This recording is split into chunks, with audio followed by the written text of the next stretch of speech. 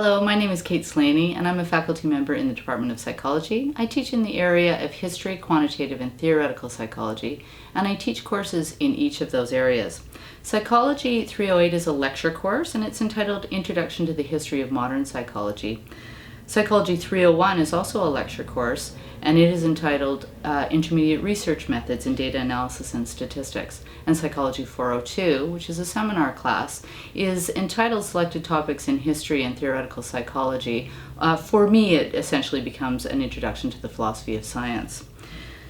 Now, Psychology 308 describes the history of the formation of psychology with the foundation of the first psychology laboratory in 1879, founded by Wilhelm Wundt. It traces the major schools of thought in psychology from that point of time to present time and incorporates a philosophy of science component in which students are asked to attempt to understand what the particular ontological and epistemological views are of each of these major schools of thought in psychology.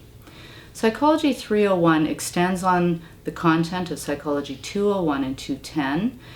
It describes the mathematical and logical foundations of statistical and data analytic methods. And students in this class tend to be geared for graduate school, so it tends to be geared at honor students and advanced undergraduate students in psychology. Psychology 402 is a seminar topic, and in this course I address three major topics. The first is introduction to some basic philosophy of science concepts such as ontology and epistemology and particular ontologies and epistemologies, these concepts being used in philosophy more general. The second part of the class deals in the major movements in the philosophy of science, describing essentially movements from the mid-1800s up through present time, tracking the various foci and different orientations that science has taken over that time. The third part of the class is really the philosophy of psychological science, and in particular a tracing of the history and philosophy of our measurement and our statistical inference systems.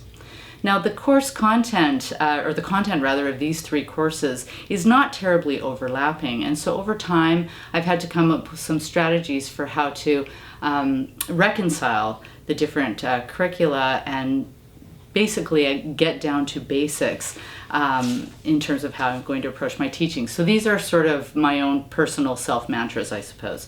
So the first is to be present. To be present for students, to make ourselves available, to describe our research areas so that they can become interested and engaged in the material. The second is to be engaged and actually to be engaging. Have fun with students, show them your passion for the material. So I've attempted to incorporate this in both my lecture and my seminar classes. The third is that more is not always better. We don't have to teach them everything, and nor do they want to know everything. So hone in on the things that are interesting and that will allow them to gain a grasp of the basic course concepts. Fourth, don't assume too much. Students aren't always at the same level themselves, and as we advance in our careers, the gap between students and instructors becomes larger. So make sure that they're being given the material at a reasonable level. The fifth is give them the opportunity to express themselves, especially in writing, but not only in writing, in discussions in class, in discussions on the Canvas course site. Give them a chance to play out the ideas so that you can help them in grasping these concepts. Fifth, give them the opportunity to fail. Students need to fail and then have the chance to succeed. So I do this mainly by having them express themselves in writing and asking the same questions over and over again so that students are able to actually improve upon their understandings. So those are my basic little mantra in order to get down to the basics of what I think is important to university teaching.